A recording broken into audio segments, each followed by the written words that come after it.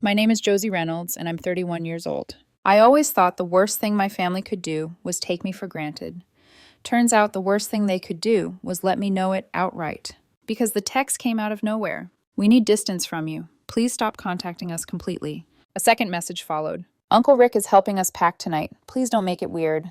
Pack. From the apartment I paid for. Using a moving truck I'd probably helped Rick load 2 years ago when his transmission died. I stared at the screen, thumb hovering. I didn't feel rage, not yet. It was quieter than that, like the last turn of a lock. I typed slowly. Of course, I'll cancel my direct deposits first thing. The message hit the group chat like a glass dropped on tile. Read by all. No replies. I'm the oldest kid, the one who fixes the Wi-Fi, the printer, the email password. The one who gets called when mom can't figure out the new TV remote and when dad doesn't remember his bank PIN. On paper, I'm a payroll specialist at a clinic. Numbers don't scare me. People do, sometimes. I rent a tiny one-bedroom apartment, keep my receipts in color-coded folders, and buy the boring groceries first. Eggs, rice, coffee, so I don't talk myself into impulse spending. In my family, that makes me the stable one. Translation: the wallet. Sunday night, before the texts, I was standing in my mom's kitchen with a folding table in my hands and the smell of dish soap and overcooked chicken filling the air. I'd promised to drop the table off for my cousin's birthday party. Mom liked hosting, like the good old years, which always seemed to include my trunk, my back, and my debit card. My younger sister, Tessa, was leaning on the counter in a brand new jacket she absolutely could not afford, scrolling her phone with both thumbs. Don't forget the rent transfer, banker girl, she said without looking up. Banker girl. The nickname made my molars ache. I set the folding table down a little harder than I intended. Tessa, please don't call me that. Dad laughed from near the fridge, like this was a ritual we all adored. Come on, Josie, lighten up. You know you're our sponsor. Sponsor. Like I was a corporate logo stitched across their lives. Mom slid a tray into the oven and didn't even turn around. Your sister's moving up to a nicer place next month. It's safer. She can't do it alone. That familiar tightening started in my jaw. We talked about this. I'm not paying another security deposit. Tessa finally looked up, eyeliner sharp, expression sharper. You said that last time, and then you paid. She rolled her eyes. Don't be dramatic. She caught my face and smirked. Oh my God, you're really going to make me beg? I'm not making you do anything, I said calmly, the kind of calm you practice in bathroom mirrors. My aunt wandered in for a fork, paused at the tension in the air, then clucked her tongue at me like I was the problem and walked back out. No one asked if I could afford it. No one asked if I wanted to. Dad stepped closer. Daughter, family helps family. We didn't raise you to be selfish. Selfish. The word hit that soft place in my chest that never really healed, the one labeled too much, too serious, hard to love. I busied my hands stacking paper plates. I'm not having this conversation at the sink. Tessa laughed. You just don't like how it sounds. Mom finally turned around, dish towel twisted in her hands like rope. Enough, Josie. You'll figure out the deposit. Tessa, say thank you. She said it like the decision had already been finalized and filed away. Tessa smirked. Thanks, sis. My phone buzzed again. The family group chat, spamming memes and party emojis, fake laughter echoing from the living room. I told my cousin happy birthday, hugged 2 kids I barely knew, and slipped out before dessert. No one stopped me. Outside, the air was damp and cold. I sat in my car and didn't start it. Hands on the steering wheel, forehead against the leather, breath fogging the dash. My chest felt hollow and loud at the same time. I kept hearing Dad, "You're our sponsor." I kept hearing Mom, "You'll figure out the deposit." Tessa's jacket flashed in my head. Shiny, new, while my own coat had a frayed cuff I'd ignored for 3 winters. My phone buzzed with a different tone. Evan, my boyfriend. How's the party? You okay? Evan liked honesty, the kind that uses words like overwhelmed or hurt. I typed back. Fine, just loud. I'll call you later. A lie, a smooth piece of tape pressed down. If I was wise, I'd keep my head down. It's easier. It's always been easier. But sitting there, the pings of the group chat mixing with Evan's concerned message, something in me stretched thin. Not anger. Something quieter. A thin line pulled tight, ready to snap. Because this didn't start in a kitchen. It started years ago. Back when it was just a second phone line for emergencies. Then car insurance, until Tessa gets on her feet. Then Mom's dental crown. Dad's truck tires. The family Netflix that turned into the family phone plan that turned into me. pretending I didn't see the international charges. I told myself it was temporary. Dad recovering from a lost job. Tessa between gigs. Mom's hours cut. There was always a reason. Payroll people live by schedules. Mine were ugly. The first of the month, parents' rent, utilities, grocery gift cards, I pretended were from work. The 15th, Tessa's car payment, somehow in my name. Random for groceries transfers that never matched the takeout containers. Fridays. Gas money. For Dad's meds transfers. Venmo requests with cute emojis that felt like toddlers asking for candy. Except these toddlers could destroy my credit. Whenever I tried to pull back, I got the script. Mom, we didn't ask you to be born responsible, you just are. Dad, don't embarrass us by nickel and diming. Tessa, you're obsessed with control. It's creepy. Relatives chimed in their choir. Your parents raised you. Now you raise them. It's only money. You can't take it with you. And I believed them. For years, I believed them. The crack finally came on a Wednesday. I was at my desk, squinting at a spreadsheet, when my office phone rang. This is Josie, I said in my clinic voice. Hi, Ms. Reynolds. This is Mark from Green Gardens Apartments, your parents' landlord. He sounded cheerful, like we were partners in some project. I wanted to confirm renewing the automatic deposit agreement, he said. And thank you again for being so reliable. I was happy to reverse last month's late fee. I froze. Late fee? Oh yes, they skipped a month. But since you're always so consistent, I stopped listening. I hadn't known about any late fee. I also hadn't known my parents gave him my work email, my office number, and apparently my calendar, so he'd know good times to reach you. My professional life had a label now, billing support. That night, I drove over with a folder of statements like some over-prepared defendant in a case I didn't choose. Their apartment smelled like lemon cleaner and old takeout. I sat on the sagging couch, the one I'd paid for, and said, no more surprises. If I'm paying for something, I deserve to know all of it. Mom stiffened. We feel attacked. Dad crossed his arms. Take that tone with your coworkers, not with us. From the hall, Tessa snickered. Should we tip you, or do we get an invoice first? I looked at the 3 people I had spent years financing.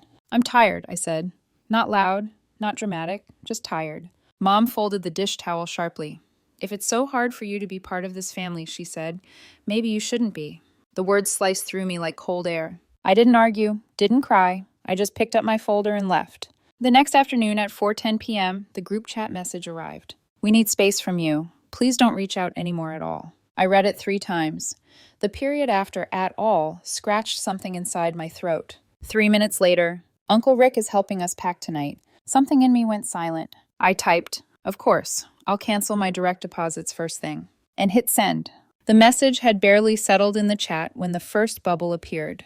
Dad, Josie, what is that supposed to mean? More bubbles. Typing. Erasings. Typing again. The digital version of pacing in a panic. I didn't rush. I'd spent years responding instantly, solving crises that weren't mine. Tonight, I let them wait 1 full minute. Then I took a photo of the paper I kept taped inside my desk drawer, my color-coded list of every bill I paid for them. Green for housing. Yellow for utilities, blue for transportation, red for medical, purple for miscellaneous, which had grown into a monster category. I attached it, and I wrote, these end on the dates circled. I've removed my card from the shared accounts. You have 30 days to transition the leases and services into your own names. The chat exploded. Tessa, you're sick. You're doing this to punish us. Me, I'm doing this because you told me not to reach out anymore. I'm honoring that. Mom jumped in. Mom, don't twist our words.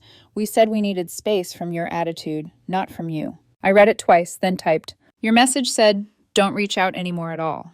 That includes my money. Dad, money is not the same as family. I stared at my screen, jaw tense. Money is exactly what you want from me. Everything else you mock. I pressed send before I could soften it. Then the cousins started joining. Little speech bubbles stacking like they were watching a reality show instead of my life. A couple typed something, deleted, typed again. My heart pounded, but my hands stayed steady. I'd done this 1,000 times with budgets, audits, payroll disputes. This time I wasn't the clerk. I was the account holder. So I dropped screenshots. The overdue landlord notice. The Best Buy receipt delivered to Tessa's new building. The phone plan usage showing an international call on a night.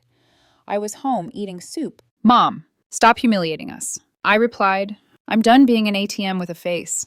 Tessa, you'll regret this. People don't forget cruelty. It was almost funny, in a sick way. Boundaries aren't cruelty. And right on cue, the switch happened. It always does. Rage simmering down into manipulation. Mom, what will we do now? Your father's blood pressure is high. I can't sleep when I'm worried. Dad, I worked my whole life, and this is the thanks I get? Tessa, I can't live in a dangerous building. Will you be happy if something happens to me? I breathed in, breathed out, and typed. I hope you're all safe and healthy. I'm not abandoning you. I'm ending a financial entanglement that's hurting all of us. If you want help setting up budgets or calling providers, I'll send instructions. But the payments stop. Then I placed my phone face down. The screen lit the room every few seconds. More messages, angry, pleading, accusatory, but I didn't pick it up. For the first time in years, I gave myself a moment of quiet. The quiet didn't last. My phone buzzed again with a new name. Uncle Rick. Rick, I'm here with them. I'll make sure the apartment is cleared properly. I'll return anything that's in your name. A second message came 5 seconds later. Rick. And no, Tessa, you can't text her from my phone. It's my phone, kiddo. I let out a breath I didn't know I was holding. Rick wasn't perfect, but he was fair.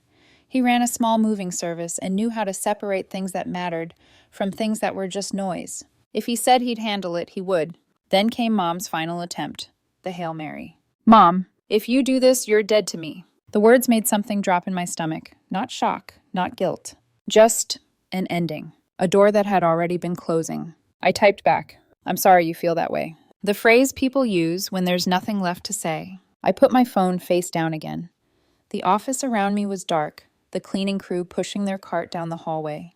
That was when my hands started shaking. Delayed tremors, the body finally finding fear after the danger passes. Driving home, I had to fight the old reflex, the urge to turn around, apologize, send $50 labeled emergency. But I didn't. I unlocked my apartment, fed my cat, sat on the floor, and opened my laptop. Then I began cutting the ropes. One by one, Shannon landlord emailed a formal end to the automatic deposit. Utilities, removed my card. Internet, password changed. Streaming accounts, logged out on every device. The phone plan, the worst, endless hold music, security questions, explaining without oversharing. Canceling money is boring and brutal. Every confirmation number was a tiny, exhausting victory. I wrote each one on sticky notes because if I closed the window too early, it wouldn't feel real. By the time I finished, my apartment was silent except for the hum of the fridge. I had unlinked myself from every part of their lives. For the first time in years, I was financially alone and emotionally free-falling. By morning, the group chat had gone eerily quiet. Not peaceful quiet, the kind of stillness after a storm where everyone is counting what's left standing. I made coffee, sat on my couch, and stared at the mug in my hands. I half expected another explosion from my family. Instead, nothing. Silence has a sound when you're used to chaos. It's unsettling at first. But underneath the unease, something else flickered. A small, disbelieving sense of relief. Then the phone lit up. Not with Mom, not with Tessa, not with Dad. Uncle Rick picked up some boxes they didn't open. All have your name. Dropping them off tonight. 3 unopened boxes. I didn't even remember what they were. He added, I'm not in the middle. I stay at the edges. Proud of you, kid. Something in my chest loosened.